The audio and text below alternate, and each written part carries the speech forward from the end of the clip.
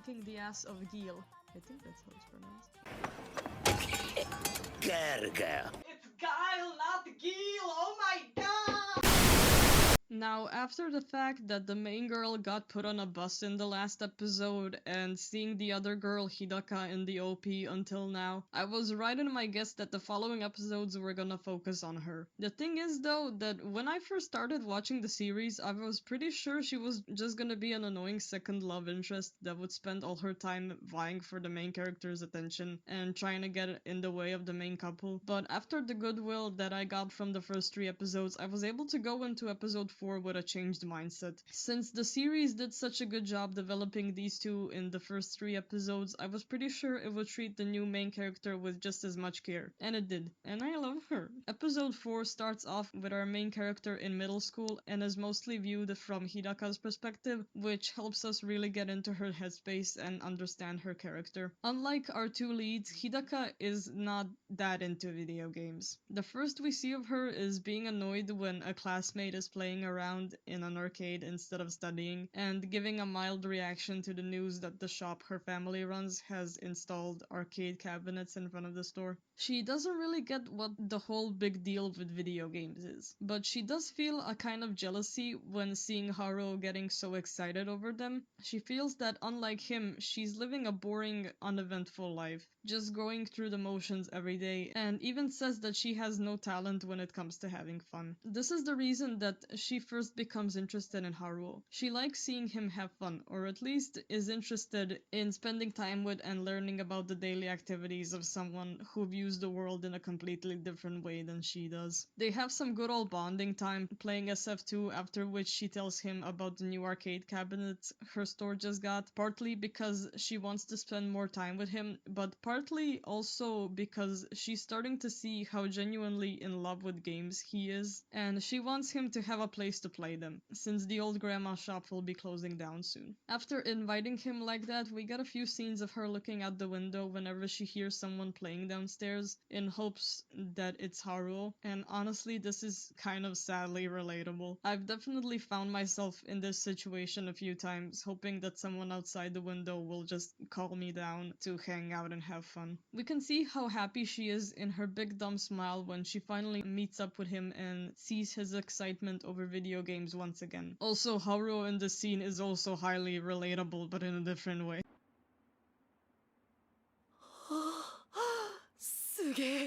すげえよ。何書いてんのか全然わかんねえけど、すげえことだけはわかる。何を見せてくれるんだ俺に。どこがスーパーなんだ。オープニングは竜じゃねえか。前回はよくわかんない外国人が2人だったから、ここもスーパーってことだな。あ、色綺麗だな。かっこいいな竜。波動拳出たこれ。ああ、スーパー。スーパーストリートファイター 2! 来たー! They end up ditching a Christmas party to play games instead, and when she tells him there's other games she wants to see him play, he refuses and instead tells her to play them herself, and then call him if she's having trouble, cause really, games are even more fun to play than they are to watch. This marks the beginning of Hidaka's descent into the gaming world. There is no return. They also give each other the Christmas gifts they were supposed to bring to the party. Hidaka's a pair of handmade mittens, and Haruo's a gaming magazine, cause what else would it be? She ends up catching a cold from staying outside for so long, but figures she doesn't mind, cause what she got in turn was to not only spend time with her newfound crush, but also see once again just how cool and fun games are. The point of this series is that the games are cool and fun, and I love it. I don't know how to put it in any other way. That's just what it is. In the next episode, we get more development for Hidaka and see her feelings for Haruo develop in all kinds of directions, from being happy to see him wearing the mitten she made, to being understandably pissed at him for being a kinda cocky and arrogant and kinda asshole player and getting into a fight, and then once again having fun watching him play at her store, and then being annoyed when he's absent from school on Valentine's Day, and not only annoyed that she didn't get to give him chocolate, but also annoyed at herself for being excited about the thought of giving him chocolate. She later actually gets to give him the chocolates in a scene which mirrors the one where Akira Akira visits Haruo when he's sick. But before that, I'd like to stop and talk about just how much I love this characterization of Hidaka. This maybe sounds stupid, but I just love how she's acting so much like a young person experiencing romantic feelings for the first time. She feels excited and happy when hanging out with a person she's interested in, but she's also self-aware of her feelings and tries to bring that person down in her own mind, maybe as a kind of self-defense mechanism, because she really likes Haruo, but she doesn't want to put him on a pedestal, which is why she constantly reminds herself of his bad parts and feels angry at him. The point I'm trying to get at here is that this characterization helped me connect with the character and made me love the series even more than I already did. Hidaka didn't need to be so relatable and well developed. The whole show could have just been about the main couple and I would have loved it, but they've managed to make a romantic rival that I not only don't hate, which is already saying a lot, but I actually love. And this, I think, is an important part of romance anime. That the characters aren't just tools for progressing the plot, but actual people who lead their own lives and impact the lives of others. Anyway, that rant aside, when Hidaka visits Haruo and ends up playing games on his console, for a moment he sees Akira in her, and I would like to take this chance to talk about the way it's shown how Haruo is dealing with Akira's absence in these two episodes that are mostly centered on an outsider's perspective. He barely talks about her at all, but always has these slow pauses whenever something happens that reminds him of her, and whenever he does mention her, he just talks about how he needs to get better at video games so he can beat a certain someone the next time they face up when she comes back. I'm sure he's as serious about this match as any video game obsessed nerd would be, but what he's really doing here is trying to shield himself from his feelings. He doesn't want to admit he misses her, so whenever he thinks about her, he tries to distract himself by turning his mind back to video games. But since her and video games are forever linked, this thought process just goes on in a sad, endless circle. In short, he's obviously looking forward to meeting her again, but not because he likes her or anything.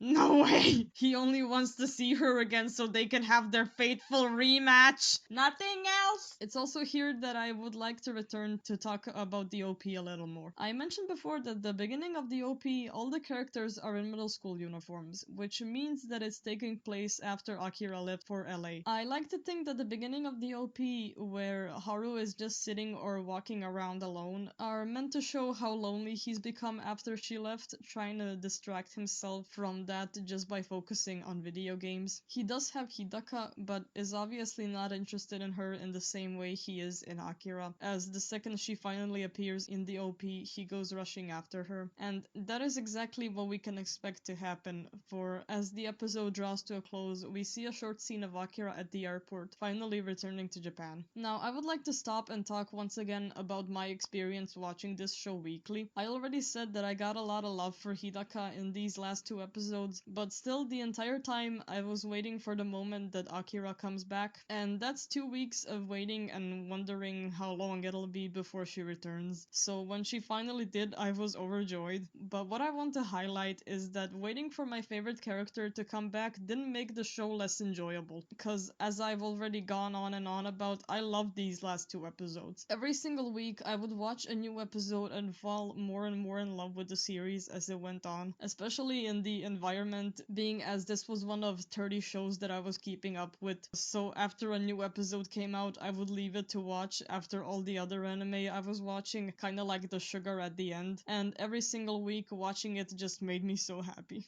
So needless to say, I was ecstatic when seeing Akira at the end of episode 5 and waiting to see what happens in the next one. I was worried about how the show would handle the love triangle now that all the characters were present, but once again, I loved the show so much that I was pretty sure I wouldn't be disappointed. So episode 6 starts with what is probably my favorite subtitle gag in the entire show.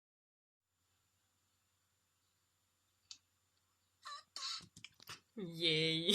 I don't know why I find this so funny. I just lose it whenever I see it. But the real important part of the episode is the reintroduction of Akira, which is in my opinion phenomenal. At first we only get random tidbits of Haruo hearing from his friends about there being a transfer student and small glimpses at her from a third person perspective. While playing, the crowd behind them mentions a girl from yesterday that played with Zangief and had 21 constructive initiative wins, and while Hidaka has a reaction to this, when it comes to Haruo, the silence is telling. He is slowly putting the pieces together that Akira is back, but he still doesn't want to get his hopes up too much. But before I repeat my rant from earlier, I would instead like to talk a little about the actual scenes of characters playing games, which do take up quite a bit of the show. In my personal experience, these guys aren't playing any games that I am familiar with, because instead of growing up playing Street Fighter in crowded arcades, I grew up playing Pokemon on my computer with an emulator until I finally got myself a 3DS when I was 15. So basically this means that the characters are playing games I don't have any history with or really any interest in. Therefore, these scenes will be more relatable to other people than to me, but still even then I have found a lot of enjoyment in watching the gaming scenes and have found a few scenes that even I can relate to, like the scene where Haruo does a whole pose before jamming his coin in, and of course the scene where he's watching the opening to Super Street Fighter 2. This scene in particular made me so happy because it reminded me of how excited I was while playing the intro to Omega Ruby in my brand new 3DS. It was my first time playing a game on a console, so that is already amazing enough, but it also meant so much to me because it was the intro to the remake of Pokemon Ruby Sapphire Emerald, which are still to this day not only my favorite Pokemon games, but my favorite games in general. What I'm trying to say here is that even if you don't have any experience with the games they're playing, there will probably be something that you can relate to like there was for me. I've even enjoyed watching the game scenes just for the commentary that the characters sometimes make while playing. Honestly, it's pretty much like watching a let's play and it can be pretty entertaining. おれおれおれああ聞いてねえぞほらもっと来たらどうだしょうがねえなほらよああもうおい来いよほらほらほらいいぞいいぞいいぞもうちょ頑張れ頑張れ溜めてる溜めてる Except if you're straight up not a gamer, in which case I don't really know if you can enjoy the scenes or if you will be bored by them. But even then, the romance aspects of the show more than make up for it, in my personal opinion. Back to the episode proper, Haruo once again misses out on meeting up with Akira when he has to hide from a teacher from his school and Hidaka takes over to play for him, and she ends up playing against Akira. But as soon as she appears, she's conveniently gone again before Haruo gets to spot her. He hears from Hidaka that the girl she played against used the hidden character and gets so excited that he runs out on the street, and in a scene that I find unbelievably hilarious, he gets hit by Akira's car driver and both he and the driver reminisce on how this feels nostalgic. So Akira knows that Haruo is around, but obviously she's too shy to directly look for him, unlike Haruo, who in the next scene finally gets direct confirmation that the transfer student is indeed Akira. Once again, when he's around his classmates, he pretends like he doesn't care about what they're talking about, but the second they leave, he goes out to every arcade in town to search for her. I just love the way he walks around in this scene, trying to look nonchalant while looking for her. I can tell you that's exactly the way I walk around when I'm fucking lost and trying to look like I'm not fucking lost. And then finally he finds her. I just love the faces he makes. Look at him, he's so cute. He's so happy to see her and is so impressed by her power that his facade just completely breaks and he can't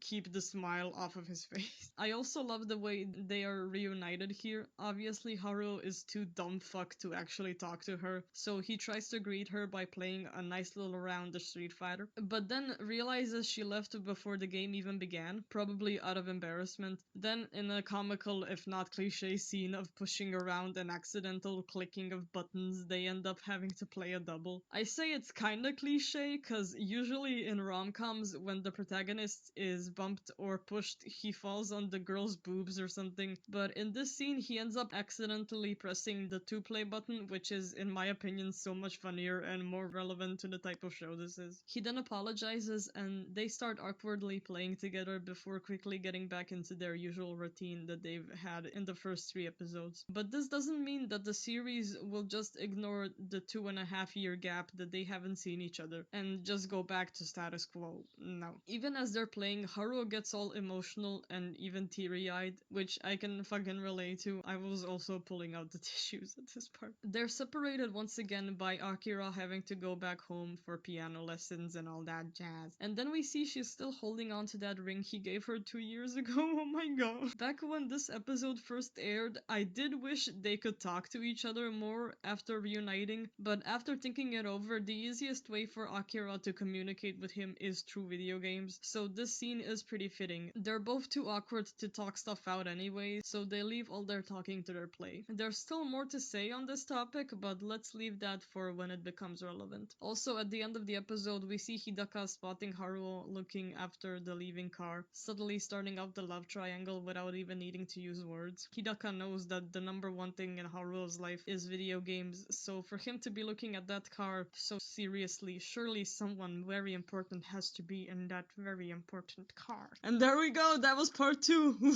I'm glad it didn't take like a month to make, though college is starting up again in 2 days, so we'll have to see if that has any effect on how long it takes to make these videos.